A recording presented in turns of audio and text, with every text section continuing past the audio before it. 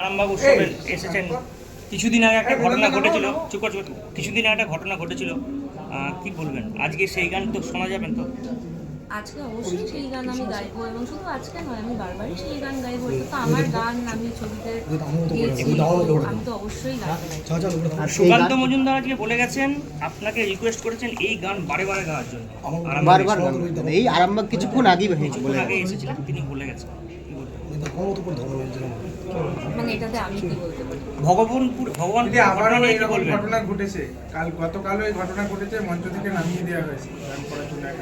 মধুবন্তী মুখার্জিকে আবার হেনস্থা করা হয়েছে, কি বলবেন?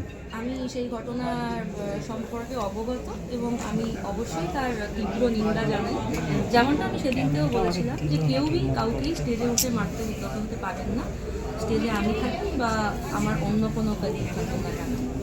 আচ্ছা ম্যাডাম, আপনাকে আপনার পাশে দাঁড়ানোর জন্য পল্লব কার্তিককে তাকে নাকি অনুষ্ঠান থেকে বাতিল করা হয়েছে, কি বলবেন? আপনার পাশে দাঁড়িয়ে ছিল বলে তার অনুষ্ঠানও নাকি বাতিল করা হয়েছে। আর বাংলাটা ঢুকাচ্ছে।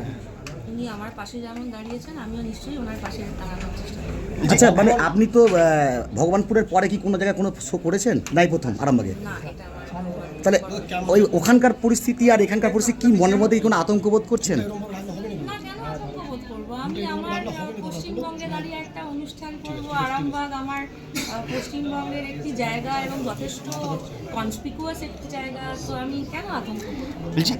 লাস্ট প্রশ্ন, আরামবাগে আমার দিক দিয়ে লাস্ট প্রশ্ন, আরামবাগে এসে আরামবাগের মানুষকে কতটা খুশি করবেন আগেতে একটু যদি বলেন। খুশি করতে পারবো কিনা তো জানি না, কিন্তু খুশি করার চেষ্টা তো শতাংশ থাকবে, কারণ আমাদের তো এটাই কাজ, গান গাওয়া এবং আপনার ফ্যান চন্দন দেখ, চেষ্টা করা।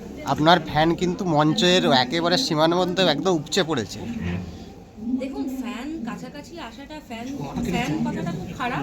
যারা আমার গান শুনতে পছন্দ করেন তারা মঞ্চের কাছাকাছি আসাটা কিন্তু কোনো সমস্যাই নয়। সবসময়ই অনুষ্ঠানের শেষের দিকে আস্তে আস্তে মানুষ কাছে আসতে থাকেন, এগুলো কোনো সমস্যার ব্যাপারই নয়। মানুষ কাছে আসবেন সেটাই স্বাভাবিক, কিন্তু যে ঘটনা ঘটেছে এটা তো রোজ ঘটে না। প্রত্যেকটা মানুষ যিনি আসেন, যারা আসেন অনুষ্ঠান দেখতে, তারা জানেন কিভাবে অনুষ্ঠান দেখতে হয়। এভাবেই প্রত্যেকটা অনুষ্ঠান হয়, তাই মানুষ খুব কাছে চলে আসে, কখনোই কোনো সমস্যা নেই। আচ্ছা ম্যাম, প্রায় সময় অভিযোগ করেছিলেন ম্যাম এরকম প্রায় টিচারকে গ্রেপ্তার করলো, তারপর কি করলো, তারপর ওনাকে কি করেছে, কি আপনি রাজ্য গেছেন? প্রশাসনের উপর একটা গান নিয়ে প্রশ্ন দিদি, একটা গান নিয়ে প্রশ্ন, প্রেমে পড়া বারণ, এই গানটা কিভাবে মাথায় এলো? এটা তো আমি বানাইনি, এটা বানিয়েছে রণজয় ভট্টাচার্য। ওর লেখা, ও বলতে পারবে কি করে মাথায় এলো। এবার যাই, জ্যোতিষ জগতে অদ্বিতীয় ডক্টর অঞ্জন শাস্ত্রী, আপনার উজ্জ্বল ভবিষ্যতের একমাত্র দিশারি। Call for booking 7477886099 or log in www.anjanshastri.com।